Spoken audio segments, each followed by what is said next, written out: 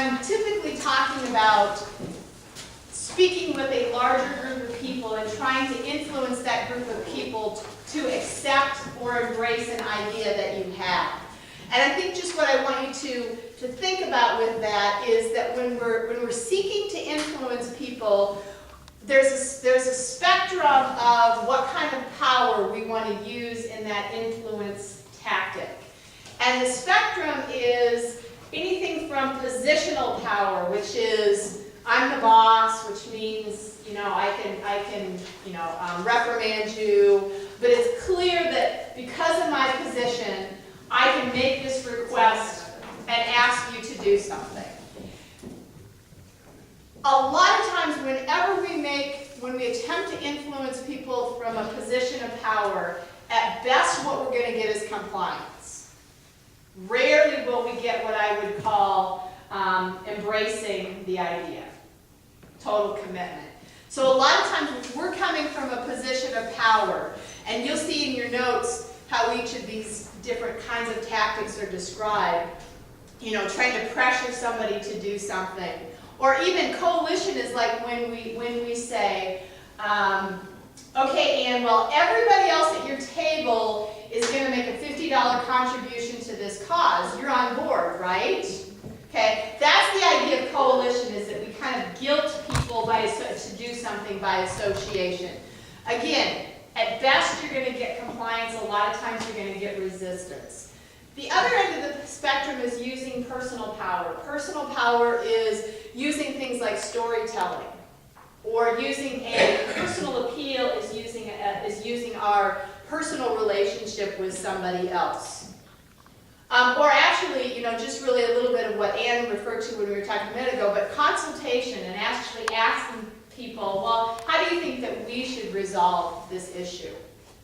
Because then you're having a conversation, ideally more as peers, in a consultative kind of way, not I'm the boss and I'm going to make this decision. And the other thing to keep in mind is so these are what's called soft approaches, where we really tap into our personal power. And these are called hard approaches because it's more of our positional power.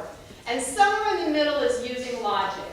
And believe it or not, even with people who tend to be logically oriented, rational persuasion, using facts and figures, rational persuasion is not nearly as effective as using storytelling and inspirational kind of things. Okay? Even if you're dealing with kind of the hardcore people you would tend to think of as being very linear, you still want to find ways to tell a story. Ann works at the Red Cross. I was at the Red Cross this morning at their breakfast, and Betsy Pratt, the CEO, was talking about her goal of having one person in every household in the Quad Cities trained to do CPR. And she said that, that's cool. And then she said 86,000 people. And I thought, okay, that's kind of cool. And then she said, imagine filling the mark of iWireless of the Quad Cities 7 times. That's how many people would be trained. So it wasn't until she said, imagine filling the mark 7 times, that I got a visual of how many people that is. So it was the ability to not hear the numbers, but to turn it into more of a visual that I could connect to, and that was just something that personally appealed to me. So finding ways to learn how to tell stories and use personal power, really important. Thank you all for a great session, and we hope to see